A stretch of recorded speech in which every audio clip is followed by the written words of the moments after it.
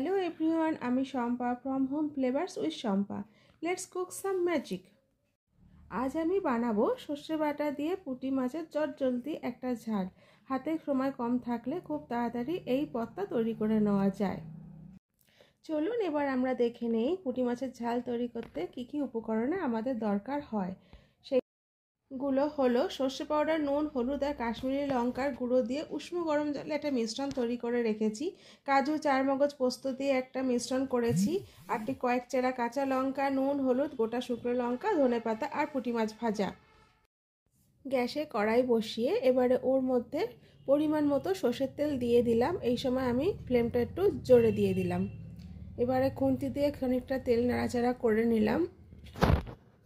এবার ওর মধ্যে আমি 3টে গোটা শুকনো লঙ্কা একটু ফাটিয়ে দিয়ে নিয়েছি। এবার খুন্তি দিয়ে একটু নাড়াচাড়া করে এবার ওর মধ্যে আমি যে কাজু, চারমগজ আর পোস্তটা বেটে রেখেছিলাম ওটা দিয়ে দিলাম। এগুলো দেওয়ার পর খুন্তির সাহায্যে একটু ভালো করে নেড়ে চেড়ে নিচ্ছি। এই সময় গ্যাসের ফ্লেমটা আমি লো টু মিডিয়ামে রেখেছি। খুন্তি দিয়ে ভালো করে নাড়াচাড়া করে নিচ্ছি। ভালো করে যখন নাড়িয়ে নেওয়ার পর যখন ওটা ফুটতে শুরু করবে ওর মধ্যে আমি কয়েকটা চেরা কাঁচা লঙ্কা দিয়ে দিলাম। এইবারে মিশ্রণটা একটু ঘনত্ব হয়ে গেলে তার মধ্যে আমি যে সর্ষে পাউডার, নুন, হলুদ আর কাশ্মীরি লঙ্কার গুঁড়ো দিয়ে মিশ্রণটা তৈরি করে রেখেছিলাম সেটা আমি আস্তে আস্তে দিয়ে দিলাম। খুন্তি দিয়ে ভালো করে নাড়াচাড়া করে নিয়ে ওর মধ্যে আমি আরও 2-3টে চেরা কাঁচা লঙ্কা দিয়ে দিলাম। ঝালটা আপনারা আপনাদের স্বাদ অনুযায়ী দেবেন। এবারে ওর মধ্যে আমি একটু নুন দিলাম পরিমাণ মতো আর হলুদ গুঁড়ো দিয়ে দিলাম। সবই আমি 2 চামচ মতন দিয়েছি।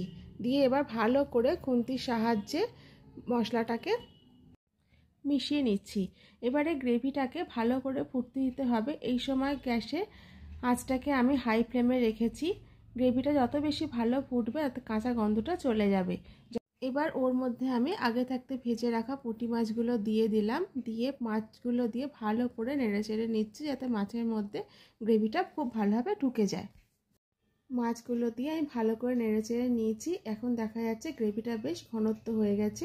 এবারে ওর মধ্যে আমি কুচিয়ে রাখা ধনেপাতাটা দিয়ে দিলাম। দিয়ে আবারও আমি একটু খুন্তির সাহায্যে ভালো করে মিশিয়ে নেব। মিশিয়ে পরিবেশনের জন্য আমি বাটিতে তুলে নিচ্ছি। তাহলে সর্ষে বাটা দিয়ে পুঁটি মাছের ঝাল চটজলদি রেডি হয়ে গেল। যদি আমার রান্নাটা ভালো লেগে থাকে তাহলে আমার চ্যানেলটাকে কাইন্ডলি একটু subscribe, like and comment share করে দেবেন। ধন্যবাদ।